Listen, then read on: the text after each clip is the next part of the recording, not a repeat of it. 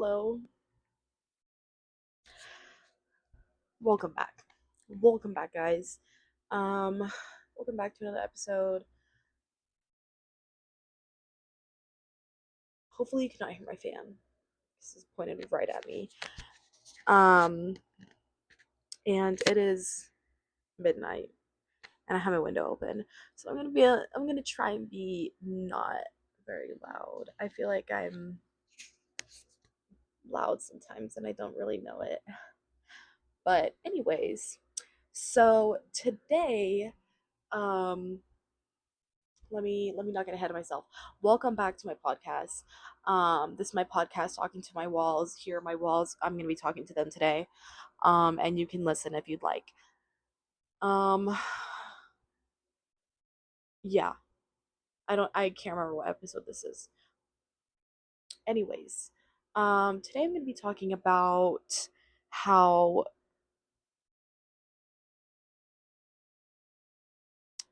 neurodivergent people and autistic people, anybody on the spectrum, I want to talk about how we treat them and how we how it's hard for people to accept them for who they are and for their qualities and all the things like that.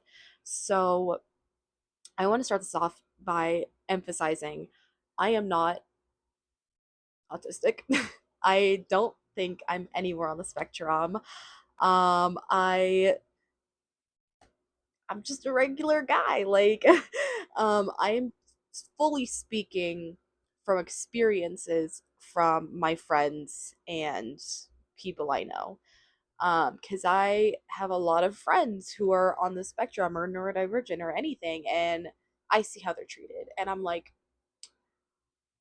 it's the fact that this is normal for them. Like they're like, oh, this is to be expected.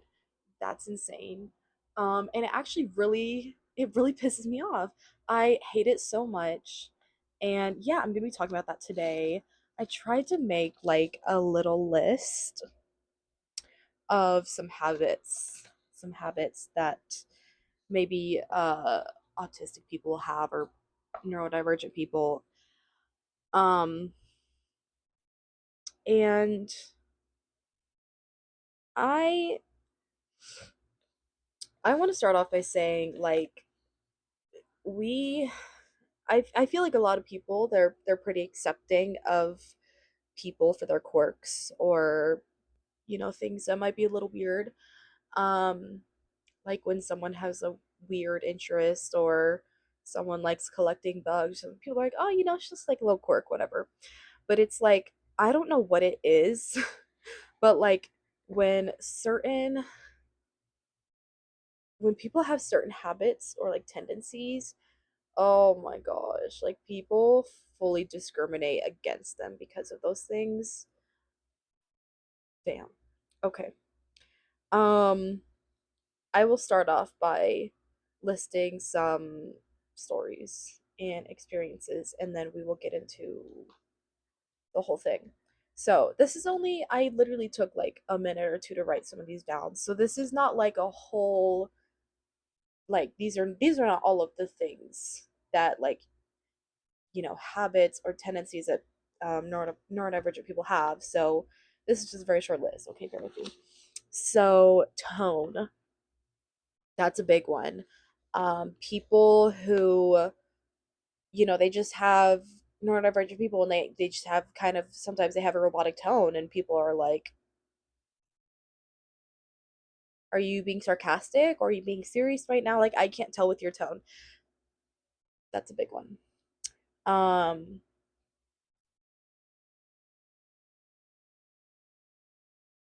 yeah, so I'm gonna go down the list first and then I'm gonna give some examples. Yelling or being loud. It's a big one. It's a big one as well. Um, Masking. We're gonna get into that. We're gonna get into that. Being very emotional or easily getting upset and having meltdowns. That's a big one. All these are big. All these are important. Stimming, that. And safe foods. I really wanted to get into that one as well. So I'm going backwards because I want to save the tone for last. So safe foods. I have had many. I say many. Okay. I think like two. When I think of this, I think of two friends, and I'm not gonna say my friend's name because I'm not gonna put them on blast like that. But sorry, guys, I am talking about your experiences. Hopefully they're okay with that. One of them I don't even talk to anymore, so it was fine. So I had this friend who um would he will only eat chicken, only eat like chicken tenders, just like it has to be chicken. Like he will not eat burger. He will not eat like fry. Like he'll eat fries, um, like wraps and salads, anything like just the texture, right? And so anytime we'd hang out and, we'd go somewhere and we'd be with other friends, I'd be like, okay, guys, like we just got done hanging out. Let's go get some food or something. And people are like, oh, yes, like let's go to, let's, I don't know, let's go to fucking In and Out. Um, and I'd be like, oh no, like we have to go somewhere where they have chicken. And people are like, why? And I'm like, because this person only likes eating chicken. So yeah, let's just pick somewhere. And they're like, you can't just like eat a burger. Like they have fries, you can eat the fries. Like,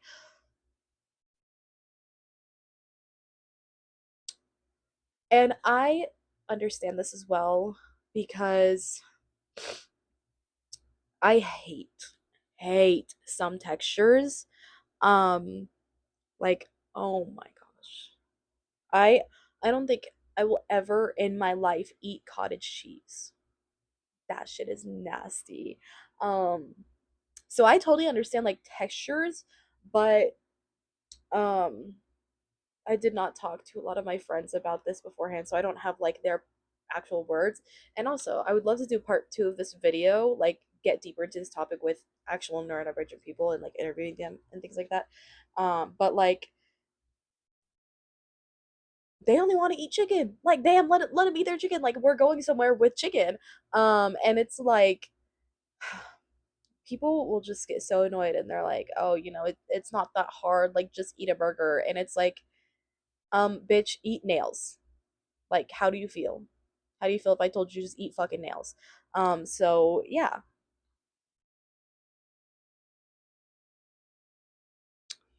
Anyways. Ooh, okay. Stimming. I feel like one person in my life who has really stims is my brother. He would stim a lot. He would like And okay, I'm so glad I had this like growing up because growing up whenever he'd watch football, he'd stand he would never sit down. He had to stand in front of the TV and like would shake his arms the whole time. And honestly, I'm glad that I was able to witness that growing up because it was just normal to me. I was like, okay, that's just what he does. I didn't see it as something like weird or like what are you doing? Like it's just I didn't even know what stimming was. I was just like, oh, that's what he likes to do when he watches football. So, it just was normal to me. And one of my friends brought this up. Somebody who constantly likes having a fidget toy and like constantly fidgeting with that. I feel like a lot of people can get super annoyed. Um, because you have like people who just maybe aren't on the spectrum or slightly on the spectrum who they'll stim as in like bouncing their leg or they'll like click pins.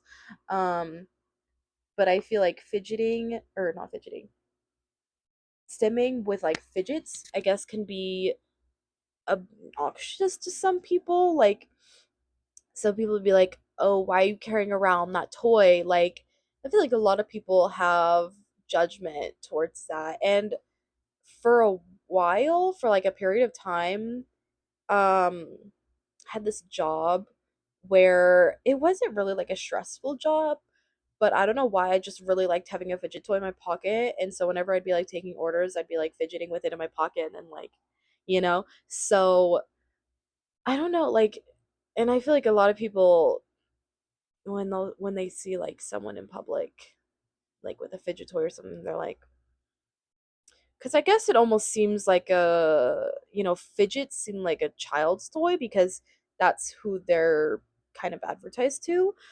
But oh my god, I love a good fidget. Not even like I just who doesn't love a good fidget? That's what I want to know.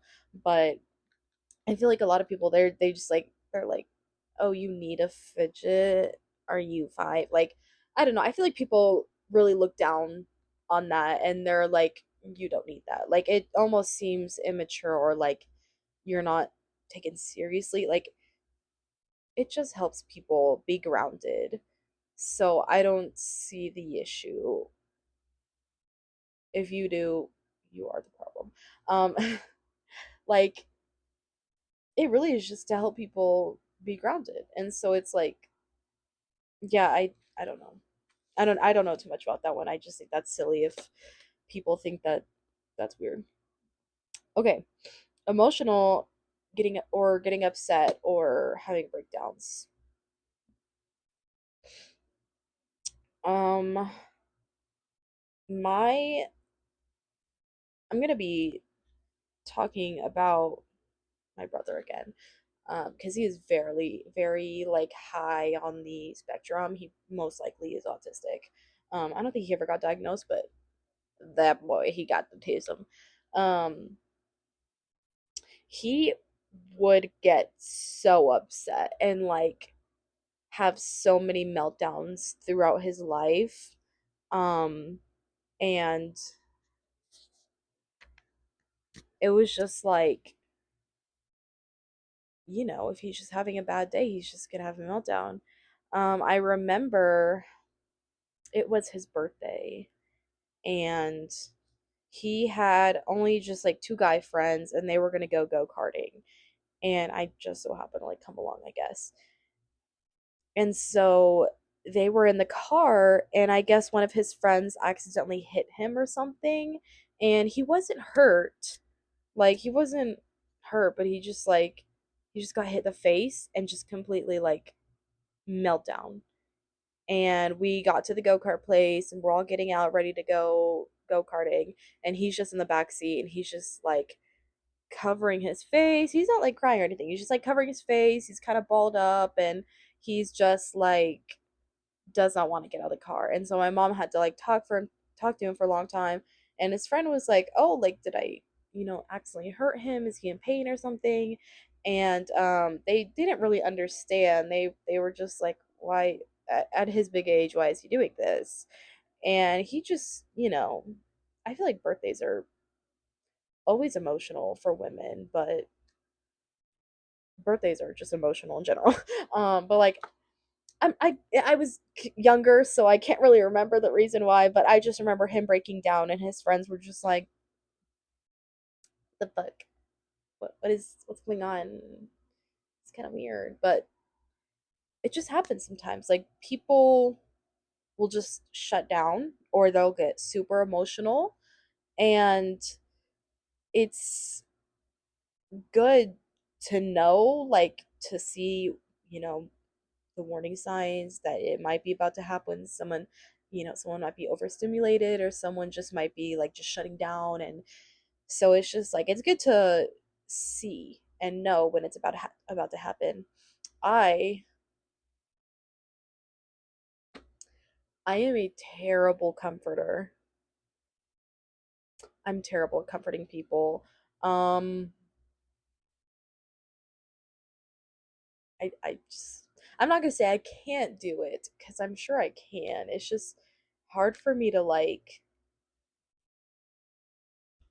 comfort. Like I just want everyone to giggle and laugh. I want everybody to be, just like I want everybody to be in a good mood. So when I see someone in a bad mood or they need some kind of comfort, I'm like,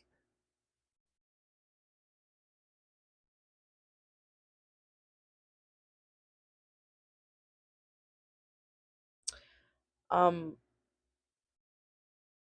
I'll flash you. Like I don't know what you want from me. Like I don't know. Like I usually when someone's upset or something, I will try to like make jokes and like lift the mood cuz I don't know what else to do. I never like grew up in a house where emotions were talked about or expressed or communicated or anything. And so I was never comforted as a child. I don't know, like how to do that. And even when people try to comfort me, I'm like, I just I want you to die. Like I like it's very confusing. I should definitely go to therapy. But like it's just it's okay. I dropped my book. I dropped my notes. Um, yeah, I'm terrible at comforting people, and I realize that, and I know I need to get better. I'm trying. um, oh my gosh, I'm terrible. And also, it's really hard to comfort me as well since I never was comforted, and it's just like a whole thing. So, um, like I actually get so upset at people when they try to comfort me because I'm just like, why would you say that? Like, and also just like I can't take anything seriously. So if I'm like breaking down and shit, and someone's like, "Hey, it's gonna be okay," like I will laugh in your fucking face. Like I can't. Like, oh my gosh, especially like if it's coming from a man. Oh,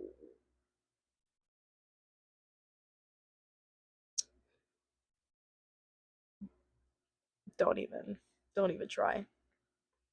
Send your mother my way, but you need to stay away. Like, no. Okay.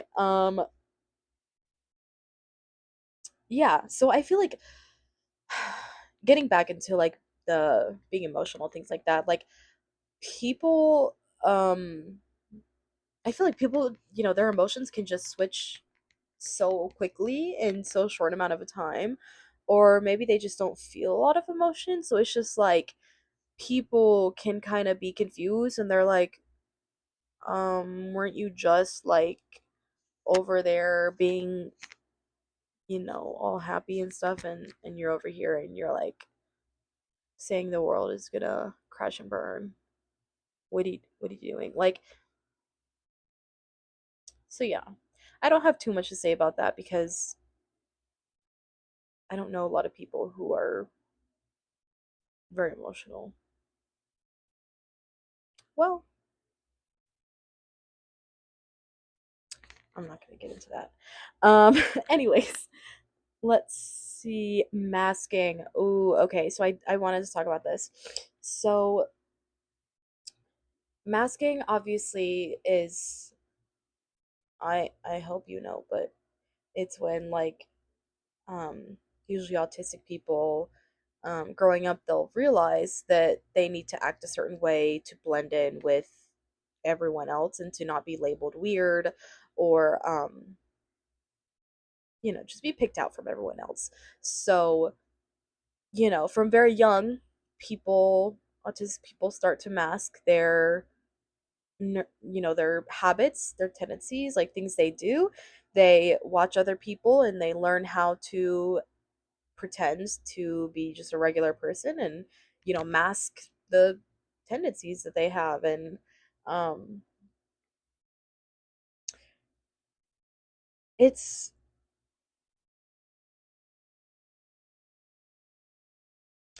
it's really sad to see, because especially children, like growing up, children are so evil. Genuinely, children are so evil. And even if you are a little different, like they will chew you out so fast. And it's so like disheartening when children feel like they can't really be themselves. Like everyone's got that weird kid at school who's like into anime. Can I even say that anymore? Like anime is so mainstream. I feel like that's not even a weird kid thing anymore.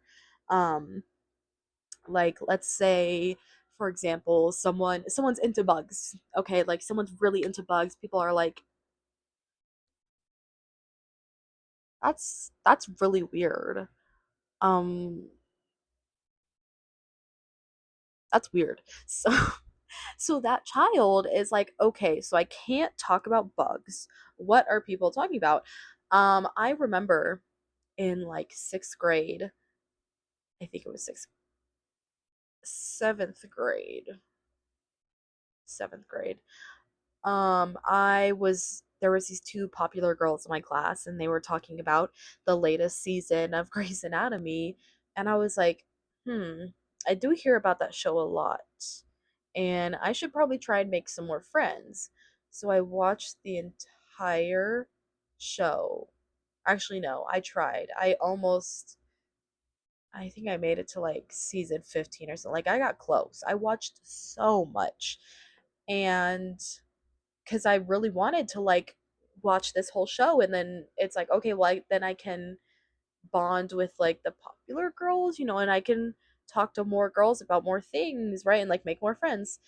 And I watched that entire show, almost the entire show, just to be able to talk about something with these girls. Did I ever talk to them? No,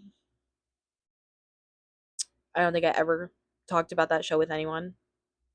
And you know what, that show was ass.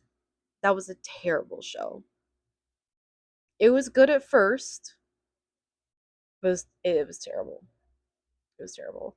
Um, and I think I honestly watched so much of it because I when I when I was watching it way back when, that was my version of brain rot. Like you literally could just be so fucking brain dead and turn that on and be like, "Oh, Meredith." Like such a brain rot show, I feel like it's just really dumb. But yeah, like and I feel like growing up, obviously, adults are more accepting, so autistic people can stop masking. But it's like sometimes it's just like so deeply ingrained in them that it's just like they don't know how. Like my brother, for example, been masking his whole life, and he's like 22 now or something. Um, and he still is like masking, right? And it's gotten to the point where he doesn't even really leave the house anymore. Like he just hates interacting with people. He doesn't want to talk to anyone. He never leaves. He's like does not have a job. He just doesn't leave the house. It's a whole thing. Um and whenever he does leave the house, like it can be very hard for him, social interactions. And yeah, I don't know where I was getting with that. Anyways, I'm gonna get into this more when I talk about tone. So I'm gonna wait to speak about more of this when I get to tone.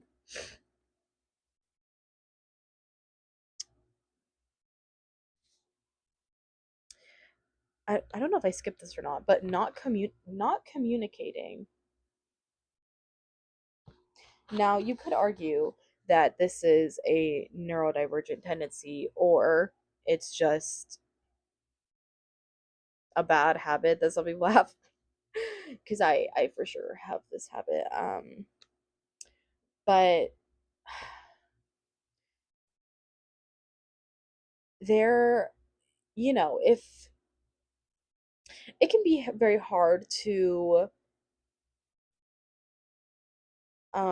handle those kind of social situations when you are neurodivergent or something and you're with a bunch of other people and you're like, okay, how do I go about this? And it can be very hard when there's so many people and it's like, okay, how do I jump in? Should I say something? Should I just be quiet and listen to everybody else? Like, everybody's kind of talking about something, so maybe I should just listen, or maybe they think I'm not contributing to the conversation, so maybe I should talk. Like, it can be so hard to navigate those kinds of interactions and like circles and stuff. And so I had a friend who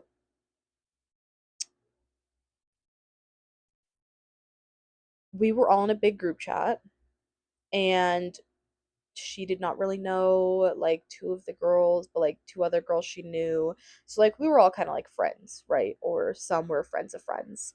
And my friend, who is neurodivergent and autistic, I think so. Um, we had this group chat for a couple weeks, almost a month, I think, and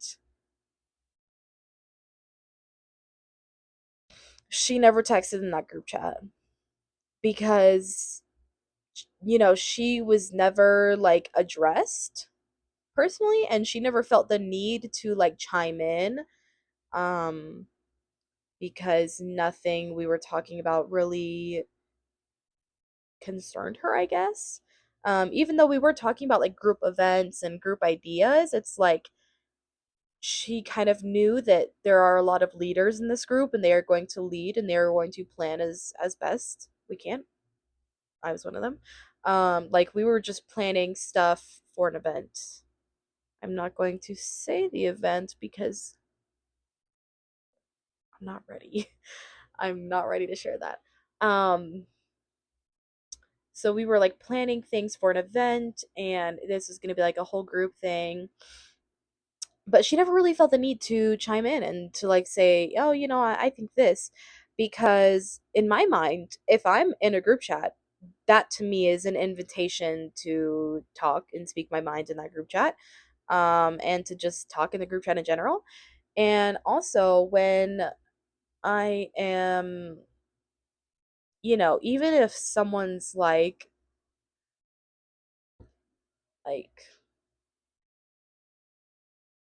I don't know, someone sends a fucking meme. I'm like, oh my gosh, that is so funny. So do you have like the math homework from today? So like it's she never really just she never typed in that group chat. And the other people in that group chat who didn't really know her thought that was so weird. They were like, why does she not like text us? Like this is weird. She's never texted the group chat. And I tried to tell them like, oh, like she never really felt the need to reply to anything. Like she never, we never addressed her personally, or she just never really felt the need to chime in because she was reading all the group chat text. She's reading everything, but she never felt the need to be like, oh, I second this. So, and the other people thought that was so fucking weird, and they were like, you're actually like weird for that. And I was like, damn, like, because there was not even really anything important that she needed to chime in on, because majority of the things were already like set in stone, planned, right? There was nothing really for her to chime in on. And the first time she ever texted in that group chat, oh my god, she got she got attacked. She genuinely, this girl was going for the fucking throat, and she attacked her, like metaphorically. Oh my, and she just like, yeah. I'm not gonna get too much into it, but she was fucking attacked by this one specific girl who thought she was just so fucking weird. Um, yeah, that was a great time. Moving on. Ooh, okay. Yelling and being loud. My friend actually brought up this one, so I don't have like many examples, but I feel like that's very interesting because there are a lot of um neurodivergent people or autistic people, or just like anyone on the spectrum, where it's like sometimes they can't really control their volume, and people are like, can you like be quiet? Like sometimes I cannot realize how loud I am. I'm probably being too loud right now. Sometimes, like if I'm in a public space or if I'm in school, sometimes I do not realize how loud I am. And I think someone told me like one time they were like, "Hey, can you like be quiet a little bit?" And I was like, "This is my normal talking voice. Like this is my normal volume. So you want me to whisper?" Yeah, and yeah, I think I'm just really bad at controlling my volume sometimes and just not understanding. I come from a home where you need to shout and speak up to be heard, so I think that's why I'm just very loud. Um and I'm just dominating. I don't fucking know. But I feel like um and I feel like that also goes back to stimming as well, cuz I feel like when a lot of autistic people when they're stimming, they're also kind of like, might be making noises and people are like, "Oh my gosh, like they're being obnoxious." And it's like, "No, babes, like they're self-soothing, they're stimming, like they're just existing. Can you choke?" Like,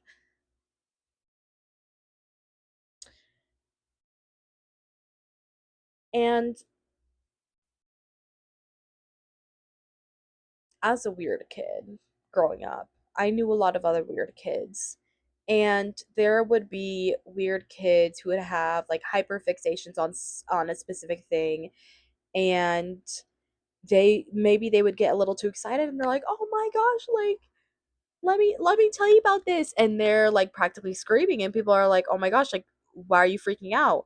And it's like when people's emotions get so high, maybe they just forget volume exists and they get a little too loud. And people are like, "Can you like be quiet?" Um and so I feel like not trying to be like, obviously if it's someone on the spectrum and maybe they're stimming or something, or they're just having a meltdown, or they just, need to be loud, like just let them be. Let them take up space. We all take up space. Let them take up their space. Let them exist. I don't see an issue with any kind of volume. Unless it's like,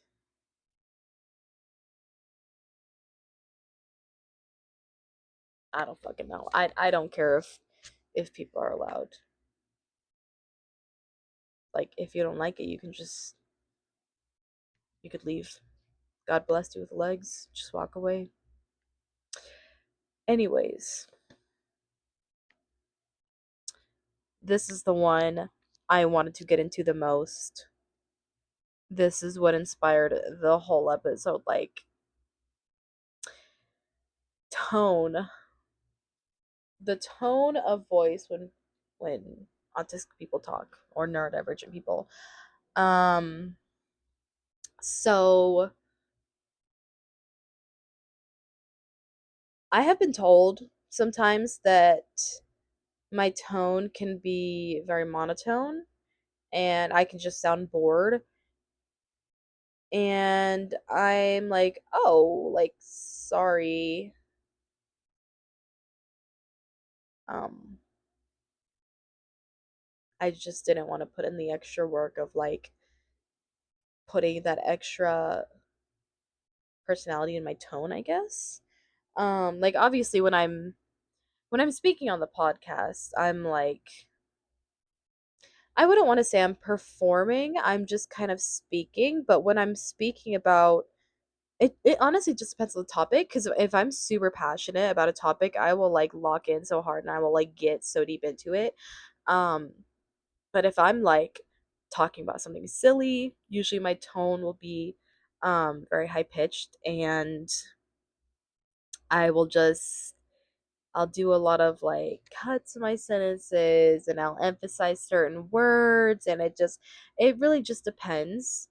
But I feel like when I'm out with friends, if I'm having a lot of fun, you will know based on my tone, because my voice will be just like high pitched.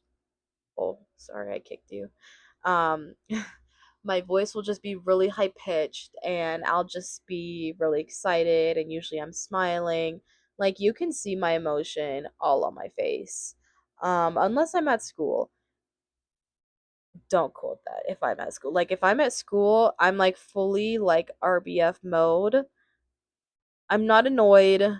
It's just my face and I'm not putting in the extra work to smile or like I'm not when I'm at school, I'm there to be educated. I'm not there to perform. I'm not there to please anyone. I'm just there to learn what I need to learn and know what I need to do and then do it. So, I think the people at my school think I'm um I don't know, they might just think I'm evil or they might just think that I'm an insufferable person and they have never seen me smile and they think I'm miserable. So can't talk about school. But with my friends it just depends. Um if I'm talking to my family, I'm super monotone because there is no emotion there. There's nothing extra that I want that needs to be added. Like it's just monotone. And sometimes when I'm like super exhausted or I had like a really overstimulating day, I will just go like straight face, very monotone. Like I just don't want to put in the extra work of, just like smiling and adding silly things to my speech and things like that. Like it's a whole thing. But some people are just naturally monotone and they don't feel the need to do anything to their tone or their voice or their speech to make it special or for people to understand like what they're trying to say. Like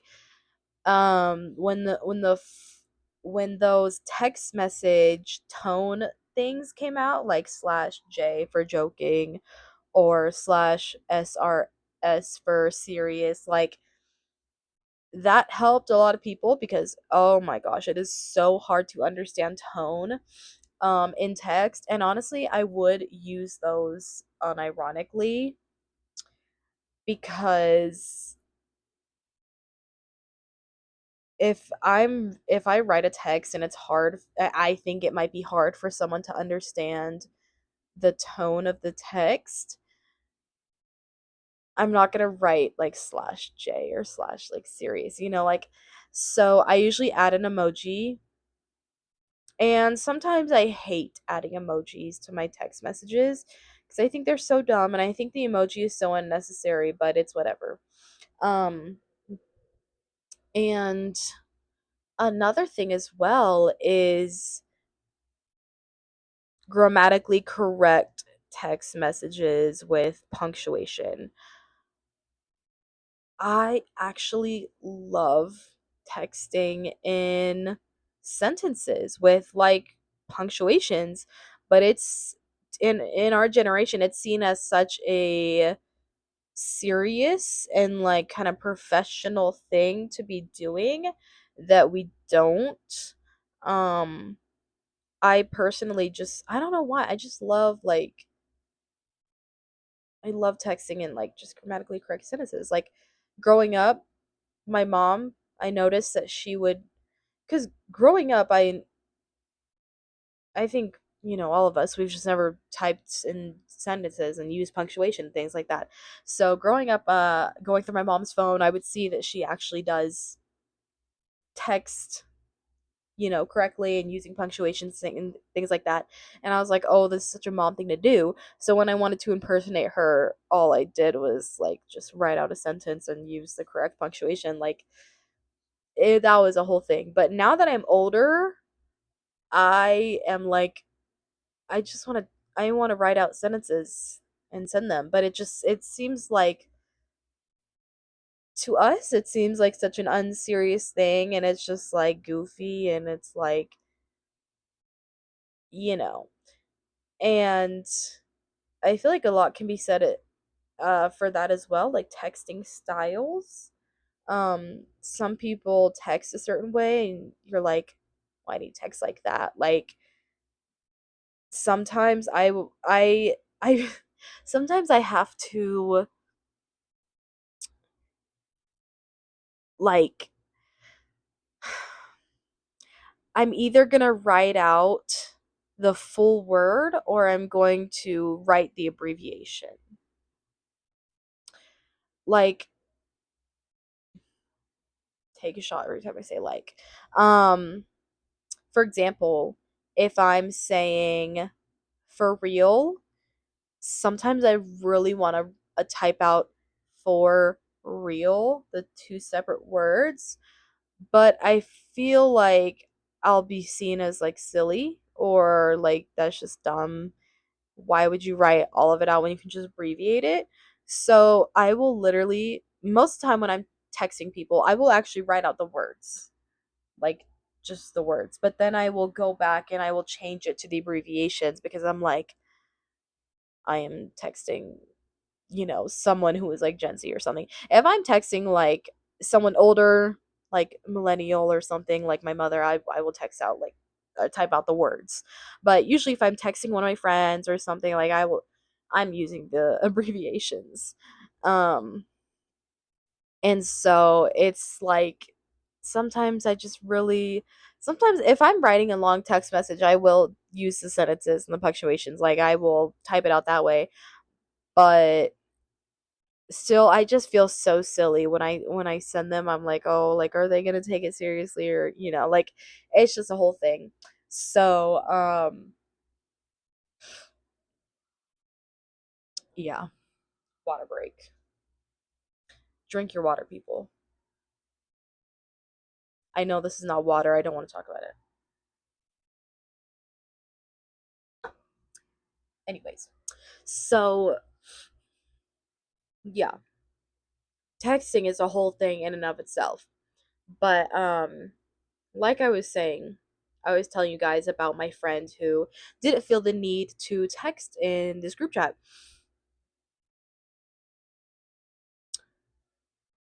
That's a whole thing. Like, my friend was very demonized and judged and just absolutely, being labeled like weird for not texting in the group chat. But another reason they thought she was weird was because of her tone. So, this girl is my friend. We're going to call her Hope. Hope. Cuz she brings me hope. And I had a friend. We will call her Cunt. So I introduced Cunt to my friend Hope because my friend Hope is so amazing and I love her and she's beautiful and yes, she's all the things. So,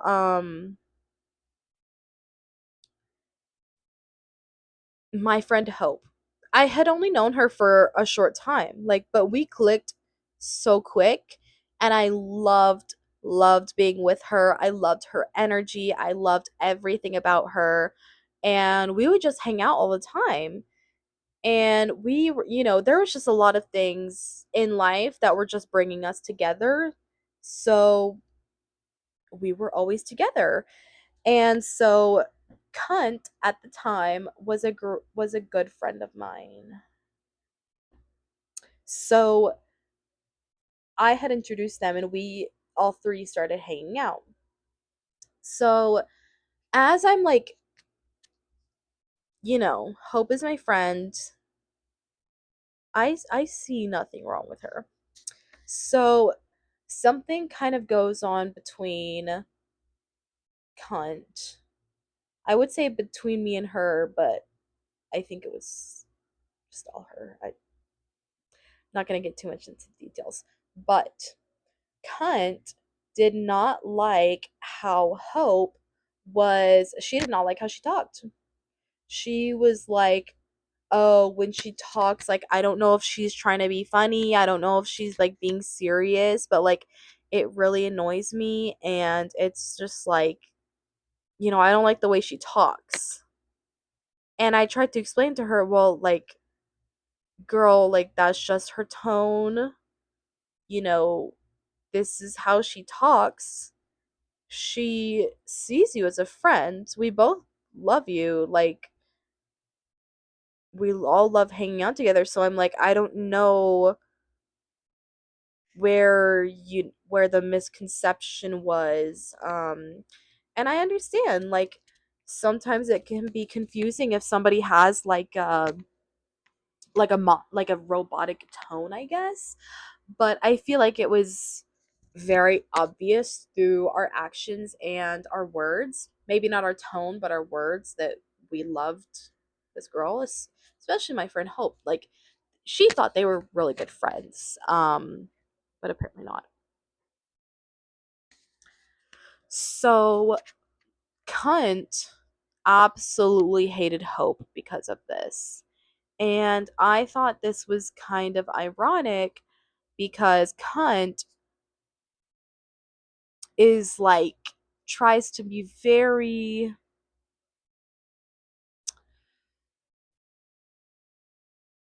I would say, like, very neurodivergent friendly. Um I wouldn't I don't want to say that she tried to claim that she had autism, but she did, like, try to say that she had neurodivergent tendencies, and I'm sure she did. I honestly can't remember.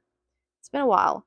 But as someone who, like, is neurodivergent, I thought it was super weird that she is trying to say that Hope is weird for her tone, when I'm like, you should know by now at our big age that, like, people have certain tones sometimes, and it's like, just because their tone might be telling you something doesn't mean their actions and their words aren't.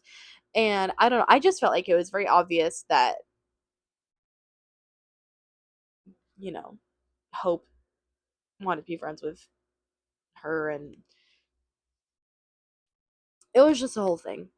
Um and so I just thought that was kind of crazy, because I'm like, as a person who you claim you are neurodivergent, you have those tendencies, right? And you're, very accepting person. I'm like, you are demonizing this girl because you think she has a weird tone when she talks. I thought that was so insane, and it pissed me off for so long, and it still does, like, to this day. I just think it's insane, because I had only known this girl, Hope, for a short time, but even that short time, I could tell, not through her tone, but through body language, and just through how she would act when she was excited, when she was overstimulated, when she was upset, when she was happy, um when she was like, I could tell what emotion she is feeling through her body language. I don't need a fucking tone to discern that for me. And I just think it's so dumb when people get upset at other people for their tone, when it's like, no, you just don't want to look deeper into the person. Like, you want the answer right in front of your face. Like, you want your you just want information, like, spoon fed to you. Like,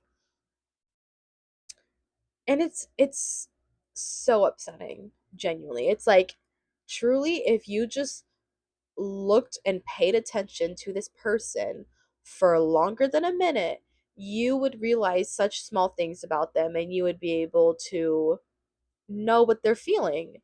You don't need their tone to do that. Like, I can't. And so that happened about a year ago, I think. And recently I was talking to one of my friends who has autism. He's gonna want me to say that. Um, um, and he was explaining, we were talking about something, and he was explaining something to me, and I think I was in class or something, so was I, I don't know, but he sent a voice memo because we were getting into it. So we were like talking about this topic, like we would both send back long messages or voice messages or whatever. And so I started bringing up this topic, and he like sent me back a voice memo, like giving his response basically. And he started talking about like history. And as I'm like listening to his voice memo, I texted him, I was like, not you, like mansplaining this to me. And he was like confused. He was like, what do you mean? Like, I'm just, just having conversation. And I think I started to send like a voice message back or something. I don't know. But in real time, it clicked that being, I was being kind. Like, I was, you know, being like, oh, I don't like your tone. Cuz to me his tone seemed like very sassy. Almost kind of like he was bored, because in his message he was explaining like basic history to me, like history I already knew. So to me it seems like he just thinks I'm dumb and I don't know basic history. And so in his voice message it just sounded like he was very bored and annoyed that he had to explain this to me. And I'm like, you don't, I know, like. And so, which it was like, I hated that because in real time it clicked to me. I was like, I am being just like cunt. And first of all, I'm being like cunt. Second of all, I've known this friend for years, and I'm like, I it's so ingrained in my mind that like this, I know them so well, and it's like I know what their tone is. Their tone is not different from what it usually is. Like, this has always been his tone since I've known him. And I think it was just cuz like, I don't know, he was just trying to explain stuff to me, and I was like, I already know this. Um Maybe I was just being salty, I don't know, but I thought it was so silly and so stupid, cuz I was like, he's had the same tone for years. I don't know why I'm just now having an issue with it.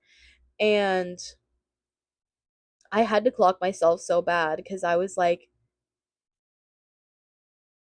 why am I like, why does the tone like, because tone can matter, I guess, if like someone knows how to control their tone, and maybe they are on purpose trying to sound like very rude or something. But it's like, I know this friend is autistic, and I know that he has the same tone when talking to me no matter what. So it's like, I just had to clock myself, because I was like, oh no, like disregard that message. Your tone is perfectly fine. Like, I don't know why I said that. Lapse of judgment, my bad. Um and I just felt so bad, because I was doing the same thing that cunt was doing to my friend. And so I was like, please never change. You're perfect. I love you. Like, oh my gosh, I felt so stupid, and I just felt bad, and I was like, guys, reminder, we will never be perfect. We're always learning. It's my wise words to you. So, yeah, that whole thing, like, I thought about that for the rest of the day, and it kind of inspired me to, it kind of bring back so many memories and experiences that I've witnessed my friends go through, that I was just like, "Oh, this is a discussion. Like, I would like to talk about this one on the podcast." So, I was like, "Oh my gosh. Yeah. Yeah, like, and it's so insane, like, because people say, and they're like, oh, I would never be a bully, blah blah blah. And it's like, but you will like judge someone for being a picky eater, for having a different, just having like a robotic tone, or for having hyperfixations on certain things, or having weird hobbies, or like all these things. And it's like,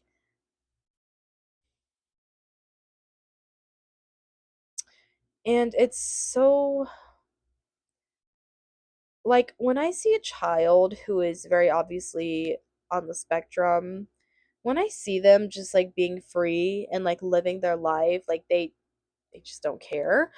I am like it makes me so happy when I see children who are like, my gosh, when I see children who are in Sephora, who are buying Lululemon, who are like just completely bending over backwards for societal norms to fit in, I'm like, when I see that, I let out a sigh because I am just so exhausted for them. Because my, like I said, I'm not, I don't think I'm on the spectrum. I don't know. I don't go to the doctor, guys. I don't think like I don't think I have any like tendencies or anything like that. But growing up, I was a weird kid. I was a weird ass kid growing up. Like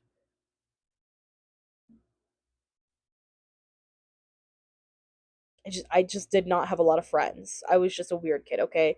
Um and I so many times I tried to fit in at school, and I tried so hard to fit in, and my family was like, we were so poor. So there was not even like I cannot buy the clothes I wanted to fit in, buy this and that. Like, oh my gosh. So I tried it so hard to fit in.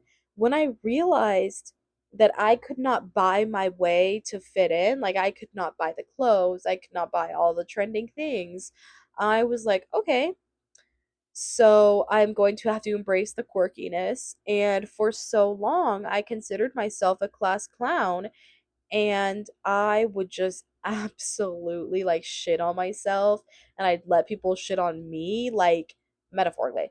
Um, and I was just, I would just be, I would just make myself the butt end of the joke so people would like me and think I'm funny and keep me around. And so because of that, I never talked about my interest. I never, like, if I was interested in something, I would never look into it because I'm like, there's no point. Like, I don't want to be labeled even more weird than I am now. Like it was a whole thing. And it's just so so sad that we like force children to live in these societal norms when they're in such an impressionable period in their life, and they just want to express themselves and they just want to be who they want to be, and we force them to be just like everyone else. And as they grow up, they realize, like, oh, I can have interest. I can embrace these things that I like. And so that's when I love seeing people getting back into the things that they loved when they were kids. Like for me, I am like fully getting back into LPS, My Little Pony, all the cartoons. And I like, and you could say, like, we're searching for some sort of nostalgia, but it's like, no, I am making up for the lost time that I did not give myself back then. I am giving myself now. Like, those things would make me so happy as a child, and I did not get the time, and I did not put enough attention on those things as much as I wanted. And so now that I'm older, I'm like, I'm just gonna do the things and embrace the things that make me happy, and those are the things from my childhood. Um, and it's sad sometimes because if you were into, like, I'm gonna use My Little Pony as an example. if you were I've never been bullied for liking My Little Pony, but I was never really vocal about it. But if let's say for example, I really liked My Little Pony as a child, and I tell people, "Oh yeah, My Little Pony's my favorite show. Like I love it," and people are like, "Oh, so that's weird because that's a kid show and it's like boring and it's weird because it's about ponies. Like you're weird for that." And I'm like, "Oh, okay. So I'm just never going to speak ever again and I'm going to stop watching My Little Pony." Now that I am older, My Little Pony's a fucking trend. It is trending so hard right now. Everybody's like getting back, and like the people who were into My Little Pony are getting back into My Little Pony, but those like popular girls who would like make fun of people for liking those kinds of things are like, "Oh yeah, like I liked My Little Pony when I was younger too." My culture is not your costume. But also, it's like I'm sure they did like those things when they were younger. They were just forced by society to be someone they're not. And but it's just like, so I don't want to completely dogpile on them and be like, "Oh, like you would make fun of people for liking it." Because it's like we're all victims. We're all victims to the expectations that society has of certain age groups. And so kids are just so brutal. We're so young and dumb. Like we don't know what we're doing. Like we don't know how much the effect of bullying has on people at that age. Like I was bullied so much growing up that I thought it was just normal. Like, I just assumed that you just bully people sometimes. And growing up, that's why I was a terrible friend.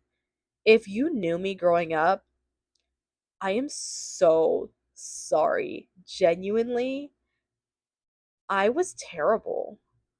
I was a terrible friend. I was a terrible person. Like, I was terrible. I manipulated people. I would degrade them. I would bring them down. Like I would just bully them. And these are people who I considered friends, like good friends. Like I had a friend who I considered her a best friend. Like I loved her and we bonded so well. I would blackmail her almost every time we hung out. Like I would manipulate her to do things and I'm like, "Oh, if you don't, like, and I would blackmail her." I know. I know. Like I think about it to this day and I just feel so terrible. And I like if I ever see these people again, I'm going to apologize. But like I just, oh my gosh, I did not see that that was a bad thing because I was always getting bullied and I see people getting bullied, like everybody's getting bullied and I'm like, "Oh, people just bully other people sometimes." Like you just, whatever. And nobody knows the effect that it has on people, and it's just, oh my gosh, it was so bad. And the same goes for people who have weird interests or who are on the spectrum and do weird behaviors. And that's why, like, I hate masking, and that's understandable. When we're kids, kids are evil. They're going to be evil, they're going to judge, whatever. But now that we're older, I would hope that people wouldn't feel the need to mask. But then you have those situations where cunt thought my friend was being weird for her tone, for not texting in the group chat, for just being herself.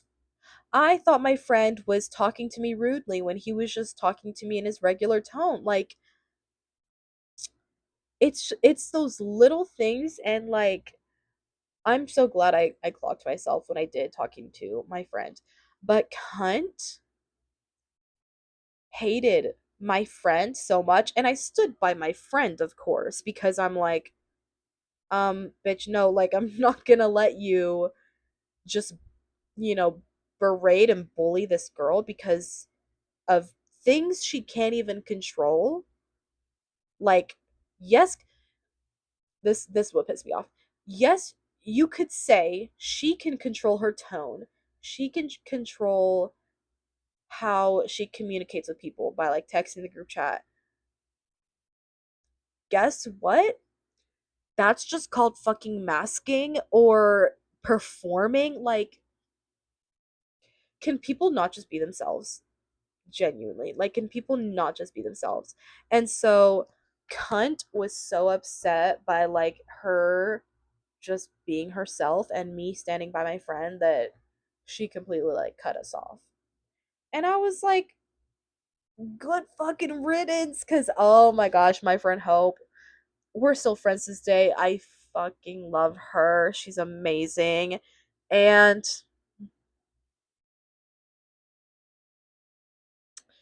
yeah, yeah. Anyways, so I just, that whole situation, I felt so bad because my friend Hope completely thought it was her fault that my friend cunt left. But I was like, girl, no, like, she was a terrible person and she started to show her true colors. So it was like, whatever, it was inevitable, you know?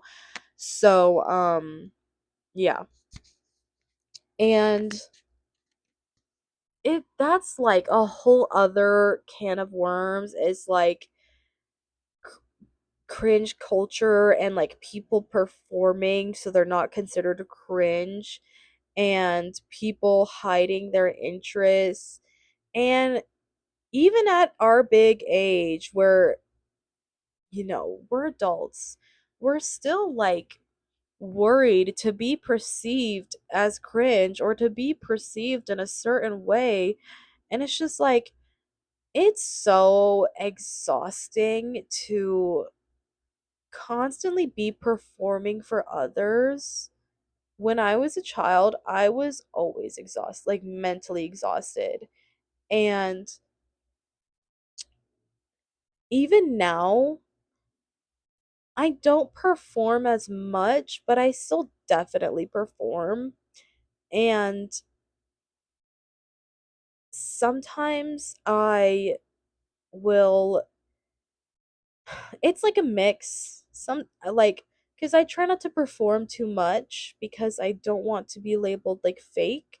So I will perform, but I will also show bits and pieces of like me. But at the same time, I've been performing for so long that I don't know who I am anymore. And so I feel like now that I've been given this time, I'm in school and I'm away from everyone I know. I'm in a completely different state. Um, Now that I'm given this time, I should really try and soul search and like find myself because I love my friends. I don't really like my family. So to fill that gap, I really prioritize my friends and I really love them. And they're great. I love them. And I'm so focused on others and on them that it's like I don't really give much time to myself. And when I do have time to myself, I'm going to do other things. Like I'm doing homework or I'm going to go like read a book. Like I never really, and it's been a while. It's been a while. Like, just going on a walk and just being with yourself, no music, no headphones, no podcast, like no phone. Like just go outside and go walk and really just be with yourself. Or not, just be with yourself. Like I just have so much constant noise going on. Like I'm always either listening to music or podcasts that I'm not able to like just be with myself for a moment. And so I've been so focused on others and on my friends and on everything else besides me. And I've just been performing for so long that I don't even really know who I am anymore. And that could be the same for people with autism. Like they mask for so long. They're like, what was I like before that? Like And it's just so sad to see people kind of lose themselves like that. Like watched myself and thinking back, like I can see myself in real time just losing myself in middle school, in high school, like just always performing and trying to fit in and things like that. So it's like it's just so sad to see, and so I'm really just trying to, just find myself, I guess. But sometimes I can't discern when I'm talking or when I'm performing. And I don't know, it's hard sometimes. And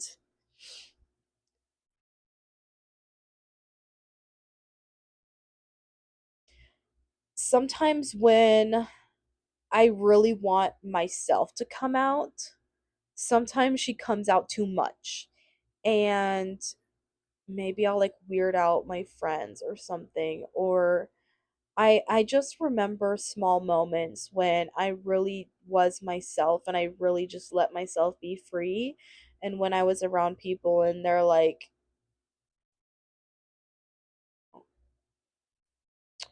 "What are you doing?" So it's like I'm so quick to just lock in and just click back to the characters I play and to just me performing. And so I'm just very, like, even to this day, like, I try not to care. And I think that's why I like being by myself, because I don't have to be worried about performing or being perceived. And yeah. And it's not even that, like, I'm performing in a sense that, like, I'm not being someone to like, true to who I am. It's like I really cling to that class clown role, because I just, if anything, I just want to see people happy.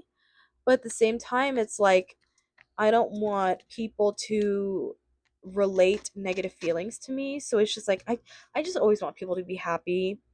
And I guess I like want to be liked, I guess, but at the same time it's like sometimes I really don't care. So it really just depends. And I feel like at this point I'm just rambling, but like it's it's so sad that some people can't be who they want to be. And sometimes it's refreshing as fuck when you find someone who is like, "Oh damn, like you are a real one." Like it's so refreshing to see and to be with a person like that. And I love it. I love it. Um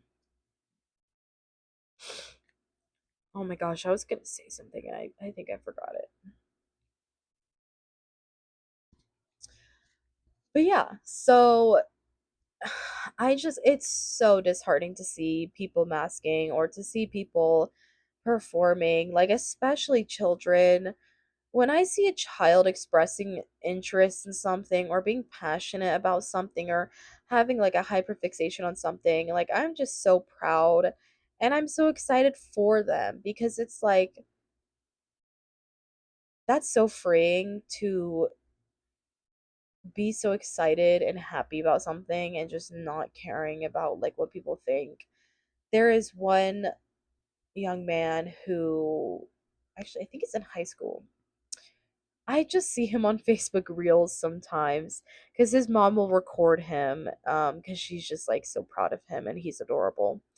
He has autism and he talks very robotic and he talks almost in old English, and he dresses like full, like 1900s, I would say, like top hat, trench coat, full suit, tie, like trench coat, almost like a cape kind of thing. And he has a cane, like a stylish cane. And, he's like, like, and he talks very robotic and he dresses this way every day and he goes to school.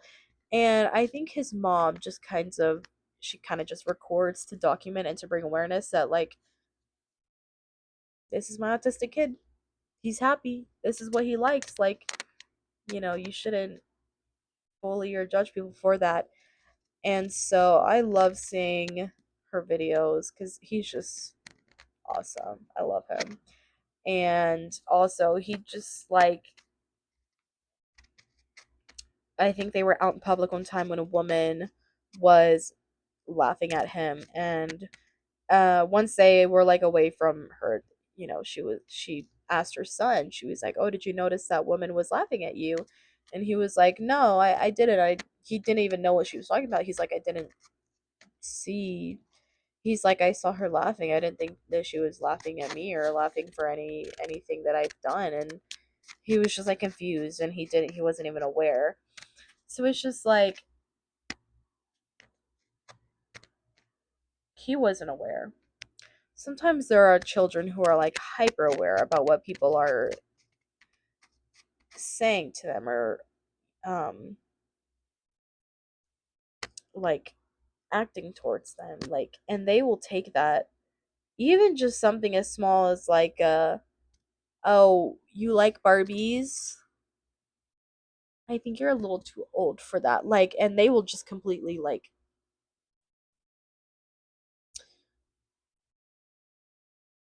never touch a Barbie again.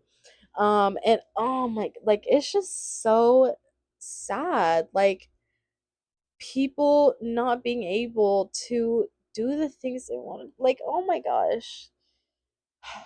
This is so upsetting. Like, I hate I hate when people yearn for things, truly, because I believe that we should just, if we want to do something, just do it. If you like someone, just tell them. If you want to go do that, just go do it. Like, I hate yearning. I hate it in media, in books, in shows, in music, like anything. I hate when someone is yearning, because I'm like, just go do it, take action. And it's like, but it's not that easy. And that's what's so annoying about it. Like, because when someone tells me, oh, I like this person, just go tell them. Of course, it's not that easy, but I'm just like, I just hate when people yearn, because I'm like, people should not have to yearn. Just go do your thing, like, just go, just do it, like, it's so irritating, and I hate it. I hate that we cannot just be in this world. We can't just be.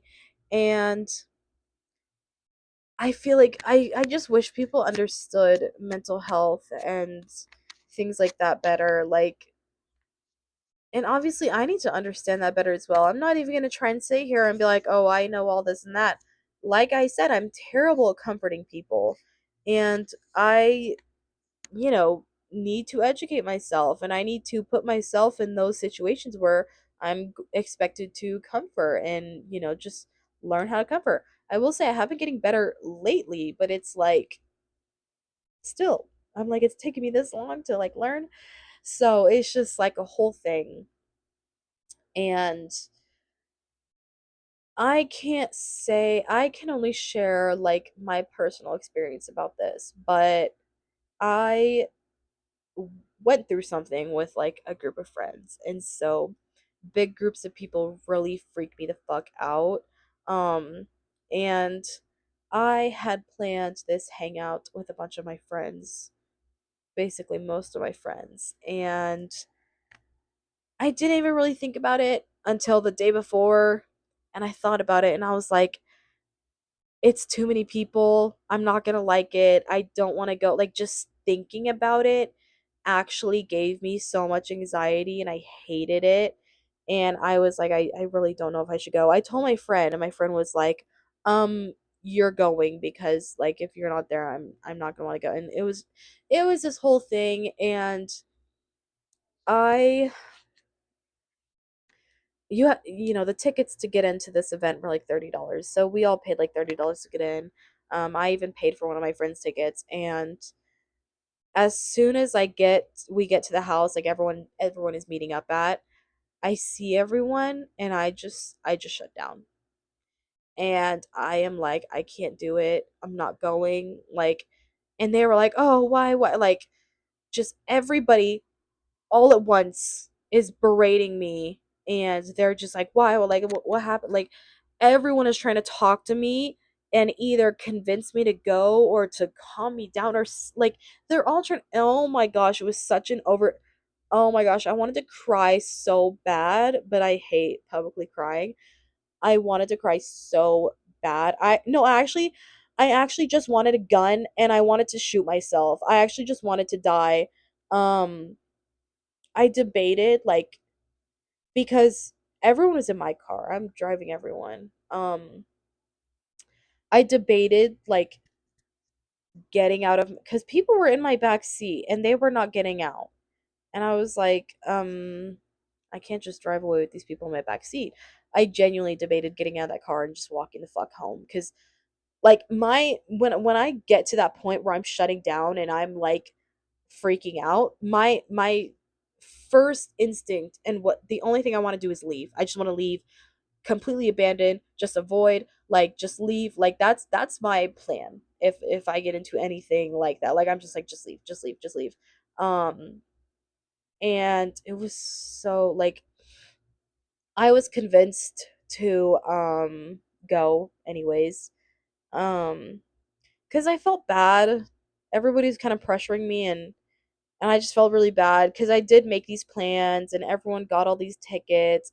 And it's not, I was like, you guys can still go. I just don't want to go. I just don't want to be there. And but, like, oh, if I wasn't gonna be there, half the other people weren't gonna want to be there. And it was, I'm like, okay, okay. So basically got pressured into going, and the entire drive there I just cried. I cried silently because they were in my back seat, and it was a very silent drive there, and I just cried silently, and I it was so bad, and I just immediately was thinking about, okay, how am I going to get out of this? How am I going to leave? You know, and so we got there, but my friend thankfully was feeling sick, so we actually just ended up leaving after like 10 minutes. And one of my friends was pissed, and that was valid. That was so valid. um because obviously we spent this money to get in here, and it's like, I'm leaving. um and I just felt bad, but at the same time I just didn't want to be there. I just did not want to be there. And um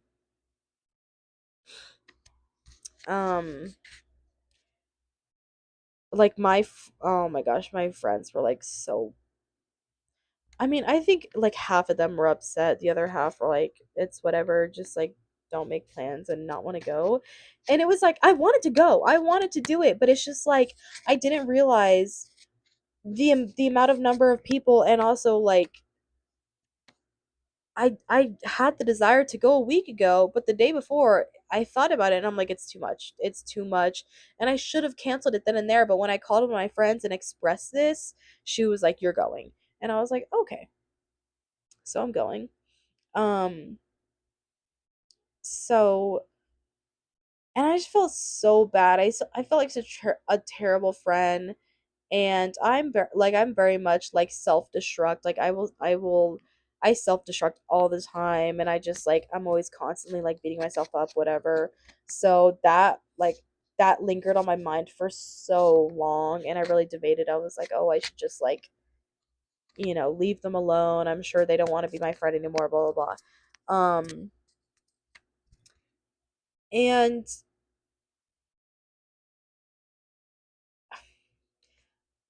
I like I'm trying to think what I would do if I was in my friend's shoes, because I'm sure I'd be upset too, because something similar happened probably 2 or 3 months later. I went to the same event. It's like an event they're constantly doing. I went to the same event with one of my friends, and um she can get pretty overstimulated easily, and I could tell, she didn't have to say it. I could tell she was very overstimulated, and she was kind of expressing like, "Oh, I kind of want to go. I kind of want to go." And I was not going to make her suffer. I was not going to make her sit there and like, "Oh, I'm having fun, but you're going to stay here and you're going to suffer with me," cuz she drove there with me. Um so I was like, "Okay, like give me 5 minutes. I'm gonna take the pictures I wanted to take, and then we can get out of here." So I took my pictures, and after we took those pictures, she was like, "Actually, no, I'm kind of feeling better. I'm kind of having some fun. Let's stay a little longer." So like we stayed a little longer, but then she was like, "Okay, I want to go," and I was like, "Okay, let's go." And so we left, and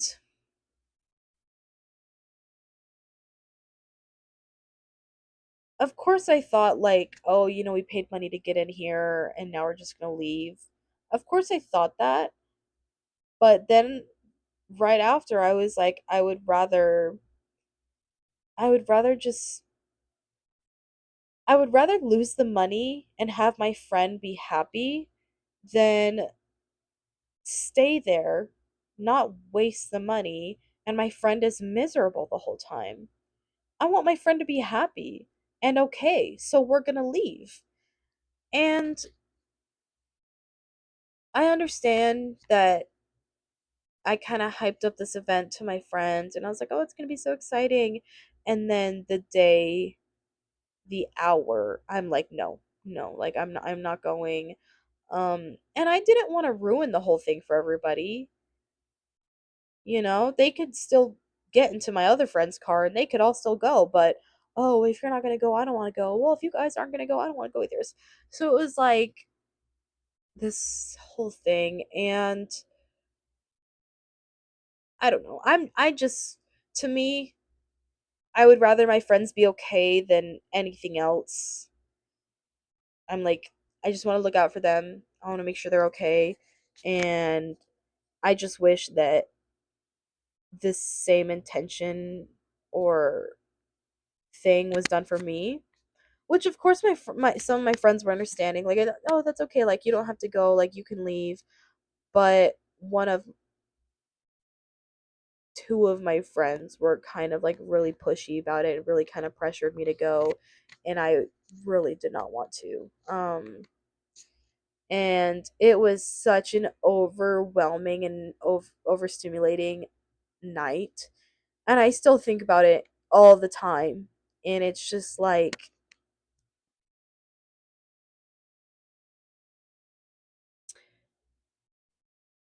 so upsetting, so upsetting. And I just to think that those kinds of things happen to autistic or neurodivergent people all the time is insane and sad. And I hope that they find friends and people who treat them how they should be treated and are looking out for them and are not willing to sacrifice their well-being for a good time or to convenience themselves. And it's so like I'm sure I'm saying this too much, but it's just so sad. Like, I just hate that. I hate how people just can't be themselves because we're all so different, and that's a great thing. And people feel like they just can't be themselves. They have to mask, they have to perform. And it's just so annoying. Like, if you don't like someone, just walk away. Like, you don't have to say, like, it's, oh my gosh. Not gonna ramble on about that anymore, but it's just like, damn. So annoying. Just so annoying. But honestly, I think that's all I wanted to talk about. Shout out to my autistic people out there. Love you guys. Y'all are the best kind of people. Um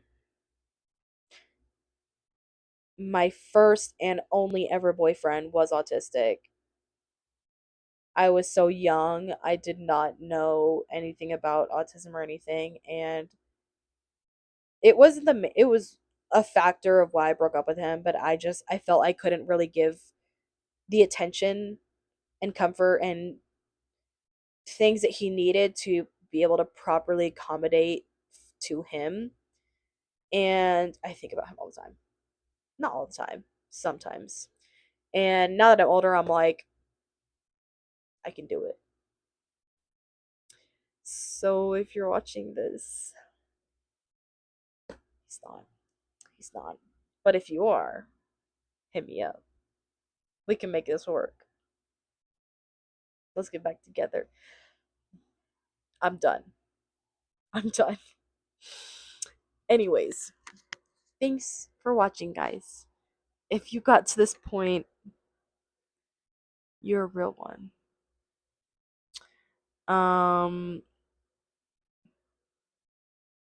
yeah, it's very late, and but I really wanted to record this, so I did. Hopefully, the audio's good. I just make these videos. I never watch them back because why would I? So if there are ever complications with audio or video or anything, I don't know, use your interpretation skills, I guess. Um, or you can put the timestamp in the comment and I'll see what the issue is. But I just do these for fun, so I don't put work into them at all. I just hit record, hit post. That's really it. So, but yeah, thank you guys for being here. If you are here, you know who is here? My walls. I hope you have a great day. Bye.